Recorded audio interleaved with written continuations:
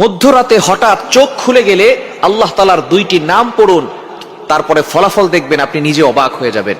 মধ্যরাত, এই রাতটা হচ্ছে রাতের শেষ অংশে যদি আপনার চোখ খুলে যায় তাহলে মনে করবেন আল্লাহ তাআলা আপনাকে সফলতার দ্বার প্রান্তে পৌঁছে দেওয়ার জন্য আপনার চোখটাকে খুলে দিয়েছেন। কিন্তু দুঃখজনক হলেও সত্য, আমরা অনেকেই রাতের বেলা হঠাৎ করে চোখ খুলে গেলে অথবা ঘুম ভেঙে গেলে কিন্তু আমরা আল্লাহকে স্মরণ করি না। এই সময়টা হচ্ছে সবচেয়ে গুরুত্বপূর্ণ সময়।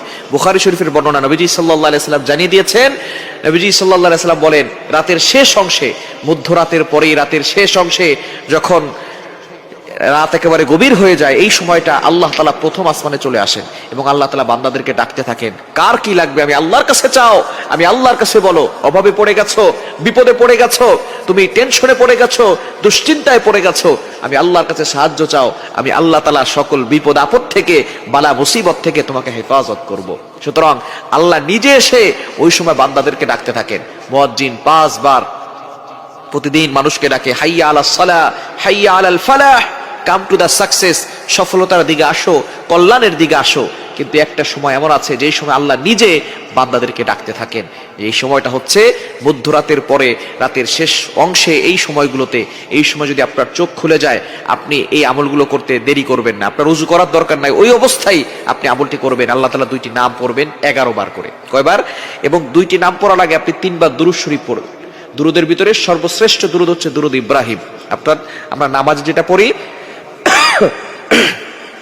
এই দুরূদটি বেশি বেশি পড়ার চেষ্টা করবেন। আল্লাহুম্মা সাল্লি আলা মুহাম্মদ ওয়া আলা আলি মুহাম্মদ কামা সাল্লাইতা আলা ইব্রাহিম ওয়া আলা আলি ইব্রাহিম ইন্নাকা হামিদুম মাজিদ। আল্লাহুম্মা বারিক আলা মুহাম্মদ ওয়া আলা আলি মুহাম্মদ কামা বারাকতা আলা ইব্রাহিম ওয়া আলা আলি ইব্রাহিম ইন্নাকা হামিদুম মাজিদ। এটা আপনি 3 বার পড়বেন। আর যদি এটা একটু বেশি কষ্ট হয়ে যায় তাহলে সাল্লাল্লাহু আলাইহি ওয়াসাল্লাম, সাল্লাল্লাহু আলাইহি ওয়াসাল্লাম, সাল্লাল্লাহু আলাইহি ওয়াসাল্লাম, এটা 3 বার পড়বেন।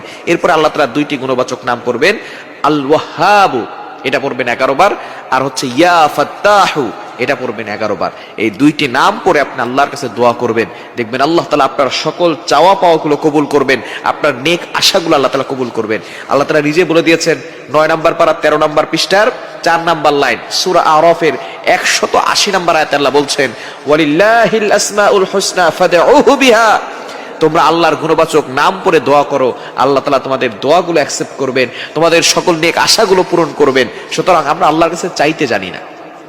আমরা এই রাতের শেষ অংশে, মধ্যরাতের পরে যদি হঠাৎ করে আপনার চোখ খুলে যায়, আপনি আল্লাহর কাছে দোয়া করবেন, দেখবেন আল্লাহ তাআলা আপনার সকল চাওয়া পাওয়া গুলো কবুল করবেন, বিপদ থেকে আল্লাহ হেফাজত করবেন।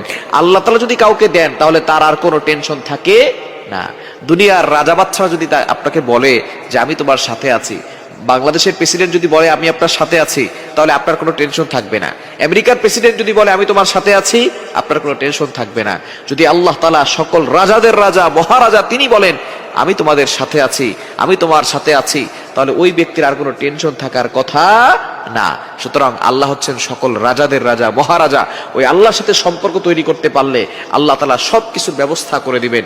এজন্য রাতের বেলা, মধ্যরাতে যদি আপনার চোখ খুলে যায়, আপনি অবশ্যই 3 বার দুরূদ শরীফ পড়বেন।